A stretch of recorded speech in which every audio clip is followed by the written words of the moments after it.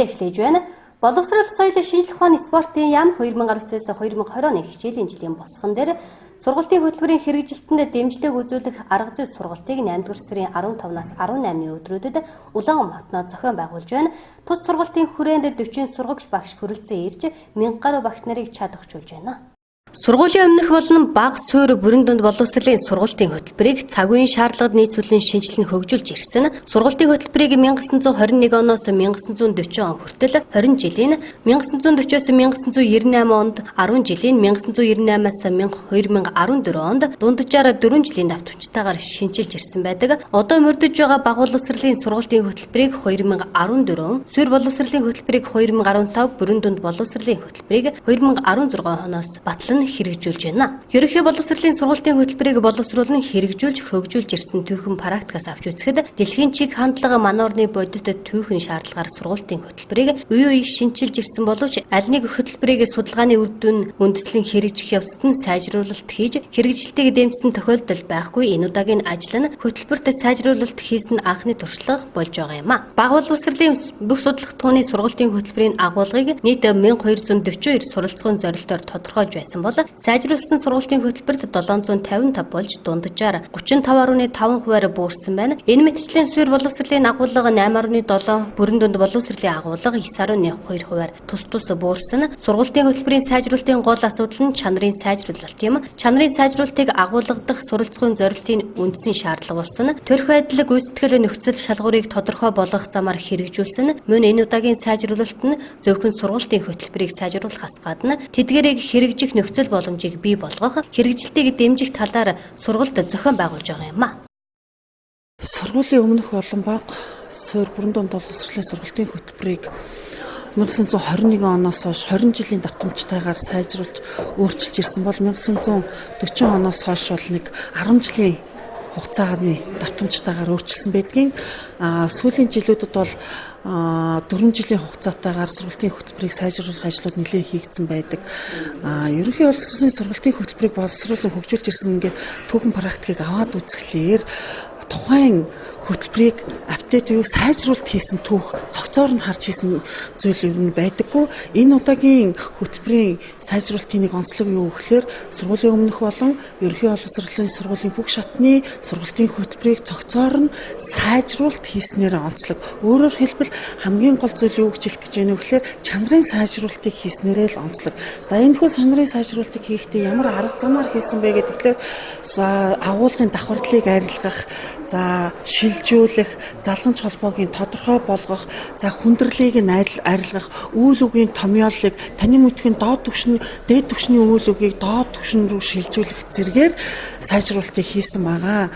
За үүнээс гадна тухайлбал жишээлжлэх юм бол бага боловсролын 1242 суралцсан зорилтыг 755 тооны хувьд шүү дээ.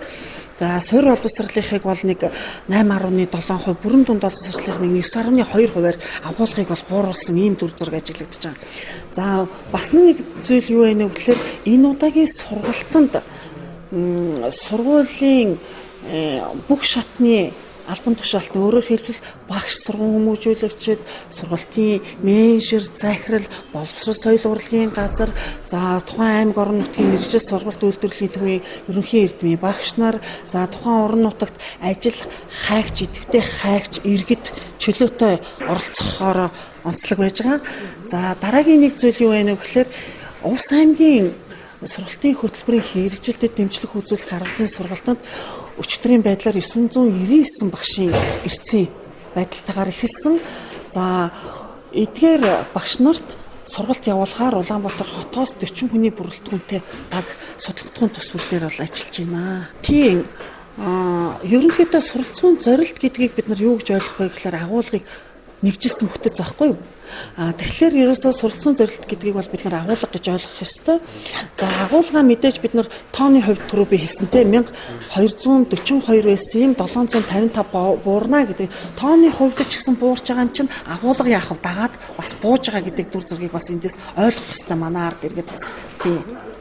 Сургалтын хөтөлбөрийн хэрэгжилтэнд дэмжлэг үзүүлэх арга зүйн сургалтыг 8-р сарын 15-наас 18-ны өдрүүдэд Улаанбаатар зохион байгуулж байна. Тус сургалтын хүрээнд 40 сургагч багш хүрэлцэн ирж 1000 гаруй багш нарыг чадварчуулж байгаа юм. Сургуулийн өмнөх боловсролын хувьд 220 гаруй багш удирдах ажилт нь сургуулийн өмнөх боловсролын сайжруулсан сургалтанд хамрагдж байна. Тухайн сургалтаас сургуулийн өмнөх боловсролын сургалтын хөтөлбөрийн сайжруулалт, үзэл баримтлалын талаар нэгдсэн ойлголт мэдээлэлтэй болохоос гадна сургалтын хөтөлбөрийн зорилт, агуулгын гүнзгийрэл, залгамжих холбоо багтаамжийг судлаж хөхөд бүрийг хөгжүүлэх үйл ажиллагаанд суралцах юм а. 2019 оны 8 сарын 15-наас 19-ний өдрүүдэд сургуулийн өмнөх боловсролын багш арга зүйч эрхлэгч нар нийт аймгийн хэмжээнд 220 гаруй хүнд сургалтын сайжруулсан хөтөлбөрийн арга зүйг хэрэгжүүлэх энэ чадварчуулах сургалтыг зохион байгуулж байна. Энэ сургалтыг үндэсний түвшинд бэлтгэгдсэн 5 багш сургалтыг зохион байгуулж 5 бэлгээр манай сургуулийн өмнөх боловсролын сургалт явагдаж байна. За энэхүү сургалтын зорилго нь бол сургуулийн өмнөх боловсролын сайжруулсан хөтөлбөрийн хэрэгжилтэнд бид нар дэмжлэг үзүүлэх юм зорилготой байгаа.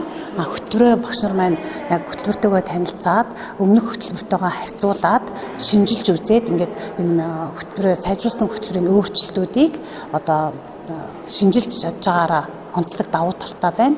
Дээрээс нь өмнөх хөтөлбөрөөс юугаараа ялгаатай байна вэ гэхээр сургалтын хөтөлбөр өмнөх хөтөлбөр маань ойлгомжгүй байсан, багш нарт хүндрэл бэрхшээлтэй байсан энэ асуудлууд бас тодорхой хэмжээнд шийдэгдэж ойлгомжтой юм байдалд хүрч байгаа. Багш нар маш ам сайтай энэ сургалтанд оролцож байна. Мөн сургуулийн өмнөх боловсролд 2-5 насны хүүхдүүд хамрагддаг байгаа. Тэгэхээр энэ насанд бол хүүхдийн хөгжил төлөвшлийн суур үе юм а гэж үзсэн эрдэмтэн судлаачдын онол дээр тулгуурлаад манай сургуулийн өмнөх боловсролын хөтөлбөрийн хэрэгжүүлэх гол цөм хэсэг нь нийгэмшгүн чадамжмаа, нийгэмшгүн хөгжлийг нь илүү чухалчилж үзсэн байгаа нь бас манай шинэ хөтөлбөрийн онцлог байна. Энэхүү сургалтын хөтөлбөрийн сайжруулалтыг агуулгын давхардлыг арилгах, залгамжих холбоог тодорхой болгох, хүндрэлийг арилгах, суралцах үйлийн тоог цөөлж багтаамжийг багасгах, суралцагчийн эзэмших мэдлэг, чадварын илэрхийлэл болсон суралцахын зорилтын томьёоллыг онол арга зүйн шаардлагад нийцүүлэн засах, шинээр томьёолох зэрэг арга замын хүрээнд явагдаж байгаа юм а. Энэ удаагийн сургалтанд Монголын бүх багш нар, сургуулийн удирдлага нийт 44 мянган хүн, боловсрол соёл урлагийн газрын дарга мэргэжилтэнг бүрэн хамруулж байгаагаар онцлог юм. Үүний зэрэгцээ мэргэжлийн боловсролын ерөнхий эрдмийн багш нар, багш бэлтгэдэг ихтэйд сургуулийн багш нар, ажил идэвхтэй хайж буй багш нар сургалтанд хамрагдах боломжтой юм а.